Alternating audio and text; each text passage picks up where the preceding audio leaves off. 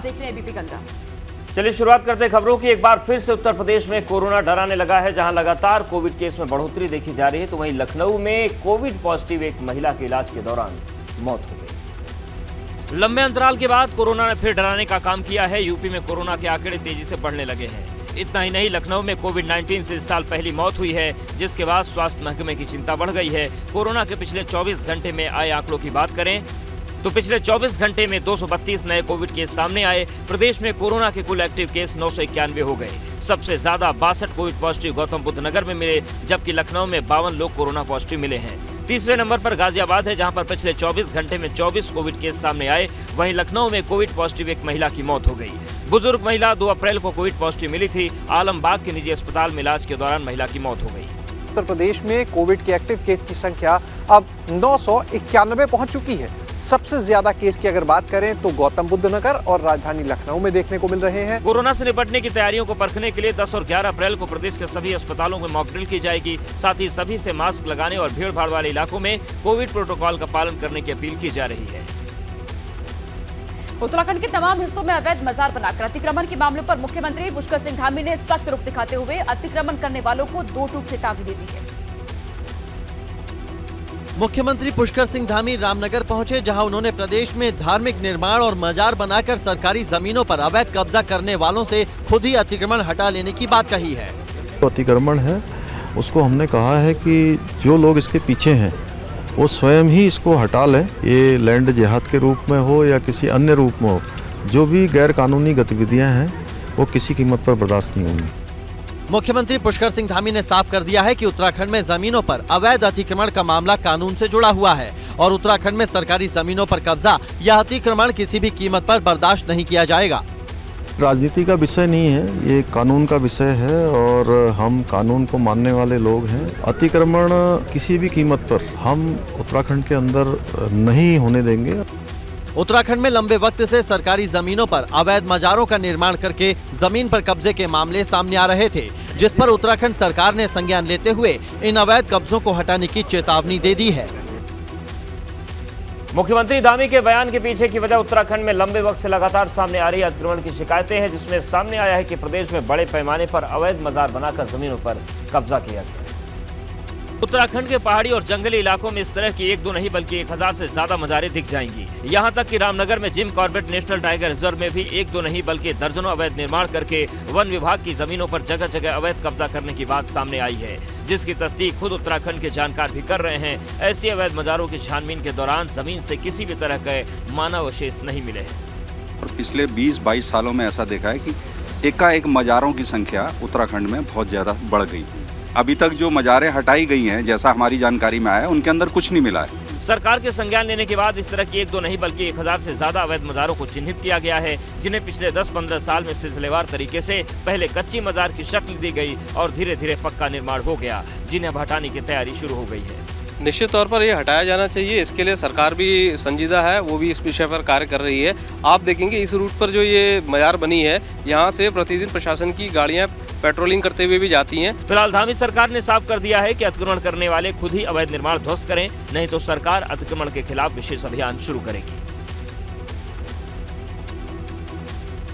आगरा में आयोजित श्री राम कथा में कथावाचक स्वामी रामभद्राचार्य काशीराम और मुलायम सिंह यादव पर दिए अपने विवादित बयान पर कायम है। दूसरी ओर सपा ने स्वामी रामभद्राचार्य के खिलाफ मोर्चा खोल दिया है।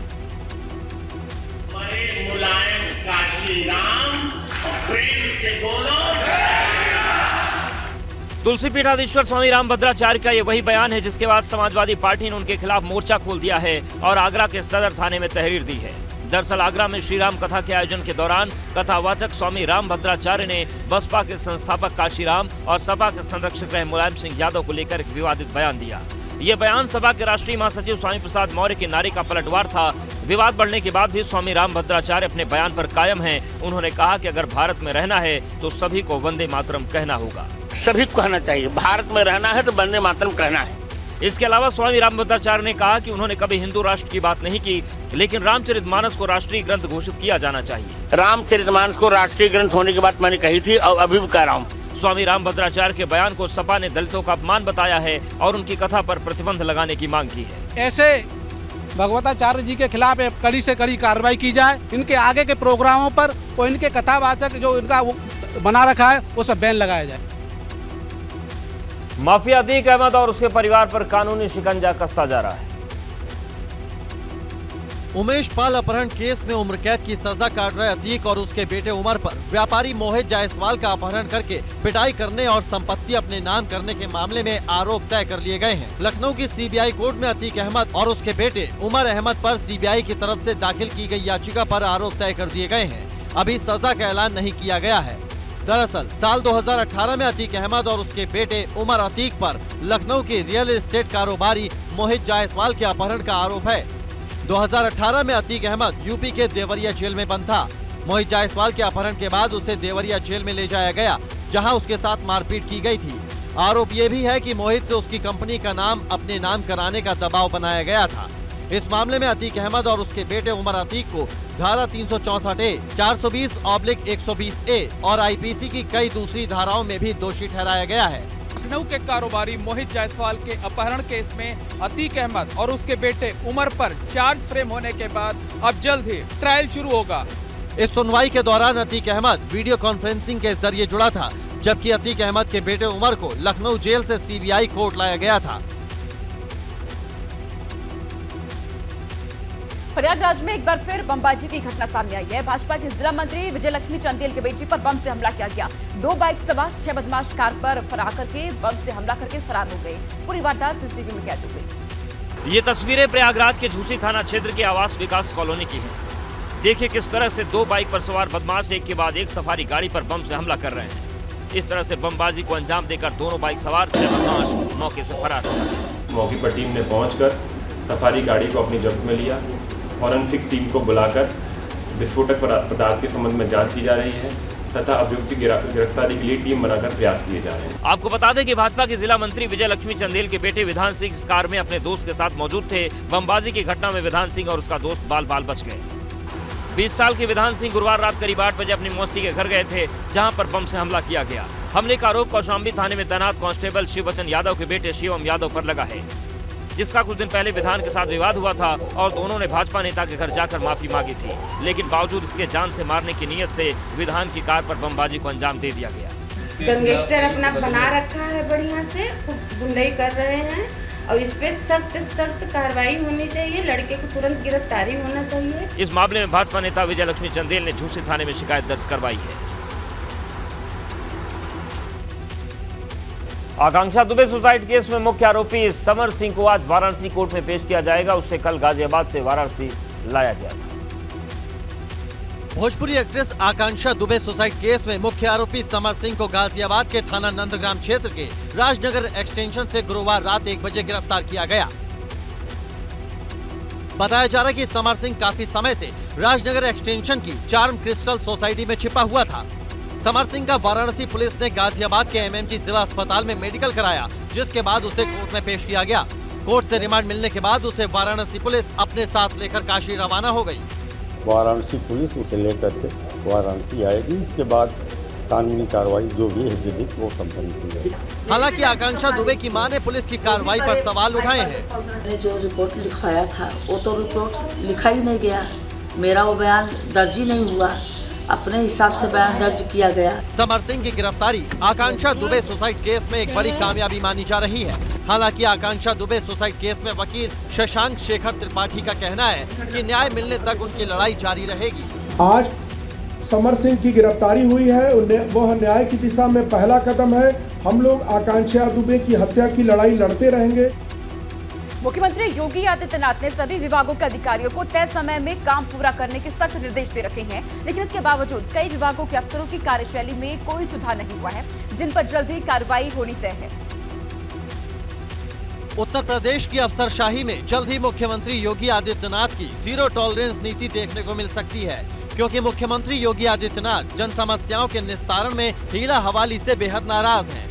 इसीलिए नसीहतों और निर्देशों के बावजूद कामकाज में सुधार न लाने वाले अफसरों पर कार्रवाई की तलवार लटक रही है।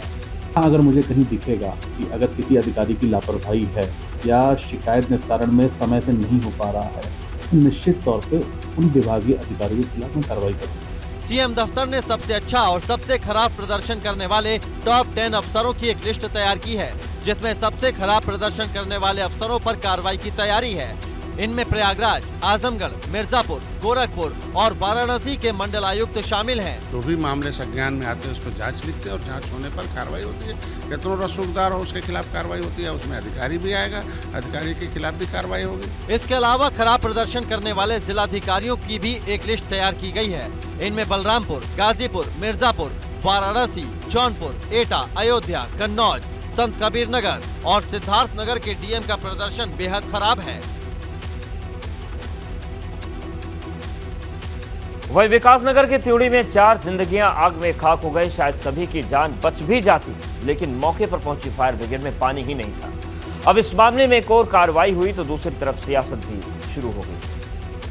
सोमवार को विकासनगर के ट्यूडी में आग में जलकर 4 बच्चों की मौत के मामले में बड़ा एक्शन हुआ है। आगजनी की घटना में लापरवाही के बाद देहरादून डीएम सोनिका और एसएसपी दिलीप सिंह कुंवर ने बड़ी कार्रवाई की है। डीएम ने नायब तहसीलदार को सस्पेंड कर दिया तो वहीं एसएसपी ने फायर ब्रिगेड के 4 अधिकारियों पर गाज गिरा दी। चारों कर्मचारियों को निलंबित कर दिया गया है। इसकी जाँच जो है डीआईजी रैंक के अधिकारी करेंगे और वो रिपोर्ट देकर के जो भी फर्दर इसमें कार्रवाई की जानी है वो की जाएगी। जो हमारे अधिकारी और कर्मचारी थे उस पर कार्रवाई कर रहे हैं, जिससे कि इस तरह की जो घटना है वो एक मैसेज दे। ये तस्वीरें विकासनगर के ट्यूडी इलाके की हैं, जहां गुरुवार को एक घर में गैस सिलेंडर फटने से आग लगी थी।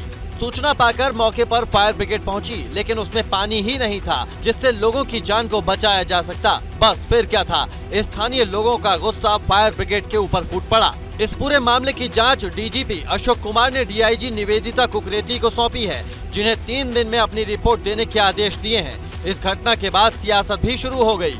चक्राता से कांग्रेस के विधायक प्रीतम सिंह ने सरकार के खिलाफ धरना दिया और पीड़ितों को इंसाफ दिए जाने की मांग की। खबर मेरठ से है। मेरठ की सराफा कारोबारियों के लिए परेशानी का सबब बने सॉरी गैंग का पुलिस ने पर्दाफाश कर दिया है। इस दौरान पुलिस को चौंकाने वाली जानकारियां हाथ लगी है। सॉरी गैंग ने मेरठ के सराफा कारोबारियों की नींद उड़ा रखी थी। पहले ज्वेलरी शॉप को ये गैंग अपना निशाना बनाता और फिर वारदात को अंजाम देने के बाद सॉरी लिखकर इस गिरोह के बदमाश फरार हो जाते। मेरठ पुलिस ने खुलासा किया कि सोशल मीडिया ऐप और यूट्यूब चैनल से इस गैंग ने सुरंग बनाकर चोरी करने के तरीके सीखे थे। हर कोई सीसीटीवी कैमरे में वो पकड़ में भी नहीं आते और बहुत आसानी से किसी को बाहर पुलिसकर्मी अगर पेट्रोलिंग भी करते हैं तो पता नहीं चल पाएगा, क्योंकि अंदर की जो आवाज है वो बाहर नहीं आ पाती है। पुलिस ने इस गिरोह के मुखिया यामीन, उसके भाई सबील और साथी अमित को गिरफ्तार कर 2 चोरी की घटनाओं का खुलासा कर दिया। ये सभी बुलंदशहर के रहने वाले हैं। पुलिस की माने तो गैंग में शामिल अमित को चोरी करने पर गिल्टी फील होती थी, इसीलिए ये वारदात वाली जगह पर सॉरी लिख दिया करता था। जिसमें कि एक व्यक्ति के ऊपर 2 मुकदमे, एक के ऊपर 3 मुकदमे और एक के ऊपर 6 से अधिक मुकदमे। इनके ऊपर पुलिस के द्वारा सख्त कार्रवाई की जाएगी। गैंगस्टर एक्ट के तहत भी इसमें कार्रवाई की जाएगी। पुलिस ने इस गैंग के पास से 2 लाख रुपए, सफेद धातु की सिल्ली, गैस कटर, जैक और काफी सामान बरामद किया है। 2 वारदातों को खोलने के लिए पुलिस ने 100 सीसीटीवी फुटेज खंगाले। इसके लिए 25 पुलिस कर्मियों की टीम लगाई गई थी। कांग्रेस पार्टी के एक और बड़े चेहरे और आंध्र प्रदेश के पूर्व मुख्यमंत्री किरण कुमार रेड्डी भाजपा में शामिल हो गए हैं। किरण कुमार रेड्डी को केंद्रीय मंत्री प्रहलाद जोशी, भाजपा के राष्ट्रीय महासचिव अरुण सिंह और पार्टी के मुख्य प्रवक्ता अनिल बलूनी ने पार्टी की सदस्यता दिलाई। रेड्डी अविभाजित आंध्र प्रदेश के 16वें सीएम रहे। 25 नवंबर 2010 से 1 मार्च 2014 तक कार्यकाल रहा।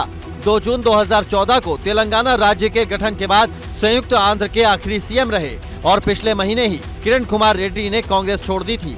आंध्र प्रदेश में पहले से नेतृत्व का अभाव झेल रही कांग्रेस के लिए किरण रेड्डी का भाजपा में शामिल होना बड़ा झटका माना जा रहा है। एक दिन पहले गुरुवार को भी कांग्रेस के दिग्गज नेता AK एंटनी के बेटे अनिल एंटनी भाजपा में शामिल हो गए, जिससे केरल में ईसाई वोटरों के बीच पैठ बनाने के लिए भाजपा का बड़ा कदम कहा जा रहा है। ये पहला मौका नहीं है जब कांग्रेस में आलाकमान यानी गांधी परिवार को पार्टी की नाकामी का जिम्मेदार ठहराते हुए किसी नेता ने पार्टी छोड़ी है। इससे पहले ज्योतिरादित्य सिंधिया और असम के मौजूदा मुख्यमंत्री हेमंत बिस्व शर्मा भी कांग्रेस आलाकमान से नाराज होकर पार्टी से किनारा कर चुके हैं।